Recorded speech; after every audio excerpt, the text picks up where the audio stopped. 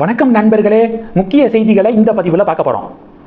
பிரதமர் மோடி தொடர்ந்து நீண்ட காலம் பதவியில் இருந்தவர் அப்படிங்கிற சாதனையை படைச்சிருக்காரு.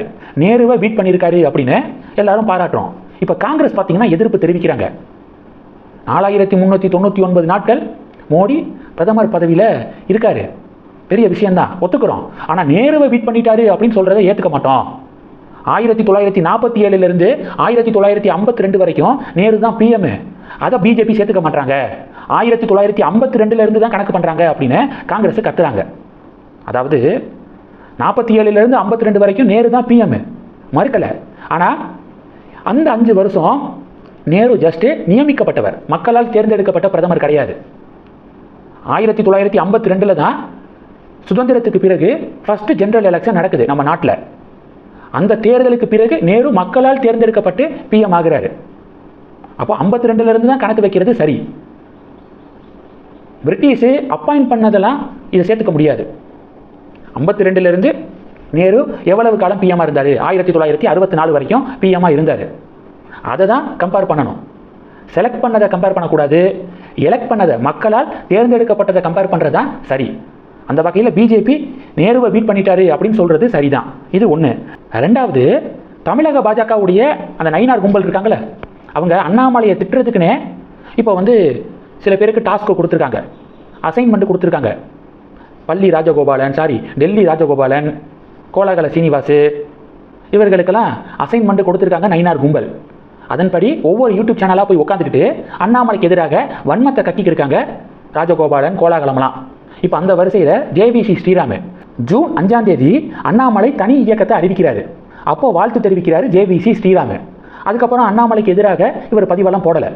திடீர்னு நேற்று விடிய அண்ணாமலைக்கு எதிராக பதிவுகள் போட்டுக்கிருக்காப்புல. அப்போ என்ன நடந்திருக்கும்? ஜூன் 9 இல்லை 10 காலையில் இவருக்கு பெட்டி சேர்ந்துருக்கும் போல. நயினார் கும்பல், நீங்களும் அண்ணாமலைக்கு எதிராக பேசுங்க, பிடிங்க பெட்டியை அப்படின்னு ஏதாவது சொல்லியிருப்பாங்க போல. பேச ஆரம்பிச்சிட்டாப்புல. அந்த பேசுறது கொஞ்சமாவது லாஜிக்காக பேசினா பரவாயில்ல. சொல்கிறாரு, மோடியுடைய ஸ்கீம்ஸ் இருக்குது பார்த்தீங்களா, திட்டங்கள், இதை ஒருபோதும் அண்ணாமலை ப்ரொமோட் பண்ணது கிடையாது, மோடியுடைய திட்டங்களை பற்றி அண்ணாமலை பேசினதே கிடையாது அப்படின்னு சொல்லியிருக்காப்புல.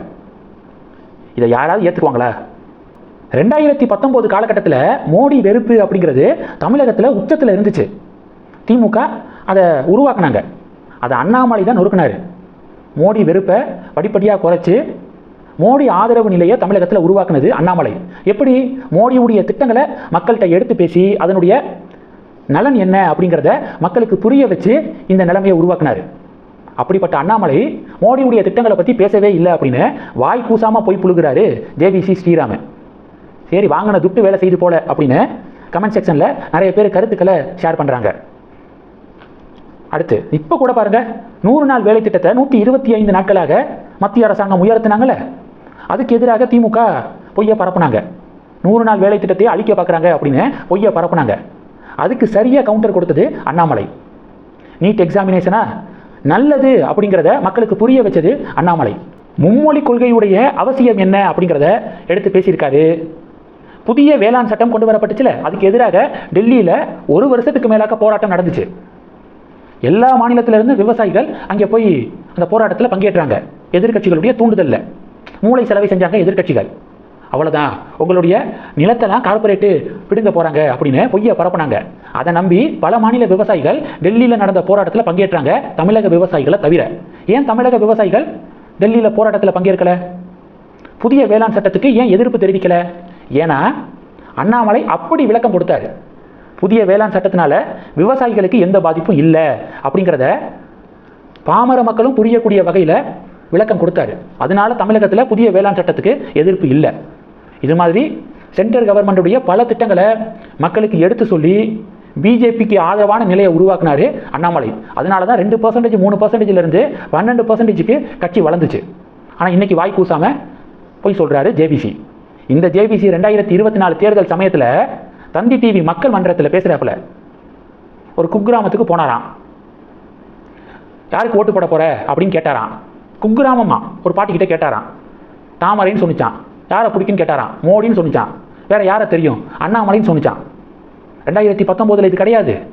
ஆனால் இப்போது தாமரை equal to Modi equal to Annamalai அப்படிங்கிற மெசேஜை தமிழகத்தில் இறக்கிட்டோம் அப்படின்னு பயங்கரமாக எலிவேஷன் கொடுத்தது இதே ஜேவிசி ஸ்ரீராமன். இப்போ அவரே என்ன சொல்கிறாரு, அண்ணாமலையெல்லாம் எதுவும் பண்ணலை அப்படின்னு பல்ட்டி அடிக்கிறாப்புல. காரணம் பணம். உங்களுக்கெல்லாம் பேசுகிறதுக்கு என்ன தகுதி இருக்குது? சொல்கிற ஒன்று கூட நடக்காது. தேர்தலில் இவங்க ஜெயிப்பாங்க அவங்க ஜெயிப்பாங்க அப்படின்னு சொல்லுவீங்க. ஆனால் மக்களுடைய தீர்ப்பே அப்படியே ஆப்போசிட்டாக இருக்கும். இந்த 2026 இபிஎஸ் தான் ஜெயிப்பார் அப்படின்னு அப்படி பில்டப் கொடுத்தாரு. ஆனால் நடந்தது என்ன? படுதோல்வி அதிமுக. எந்த முகரையை வச்சுக்கிட்டு மறுபடியும் இப்படி கான்ஃபிடென்ட்டாக பேசுகிறாங்க அப்படிங்கிறது தெரியலை.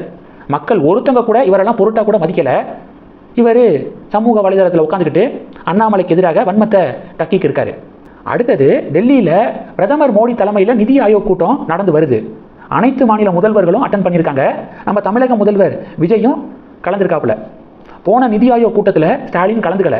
கேட்டால் மத்திய அரசாங்கம் தமிழகத்துக்கு நிதியை கொடுக்கல, இந்த சமகிர சிக்ஷா அபியான் திட்டத்துக்கு கீழே நிதி சேரலை அப்படின்னு சொல்லி ஸ்டாலின் புறக்கணிச்சார்.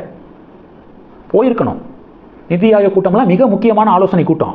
அதை தமிழக முதல்வர் இது மாதிரி ஒரு சப்பையான காரணத்தை சொல்லி கலந்துக்காமல் இருக்கக்கூடாது. போன வருஷமே நம்ம சேனலில் அதை பற்றி டீட்டெயிலாக பேசியிருந்தோம். ஸோ இந்த வருஷம் முதல்வர் விஜய் ஆனால் அட்டன் பண்ணியிருக்காரு. வாழ்த்துக்கள். இந்த செய்திகள் எல்லாத்தையும் பற்றி உங்களுடைய பார்வைகளை மறக்காமல் கமெண்ட் பண்ணுங்கள். தொடர்ந்து கணக்கில் இருங்க. அடுத்தடுத்து நிறையா பதிவுகளை பார்க்க போகிறோம். நன்றி. ஜெய் ஹிந்த்.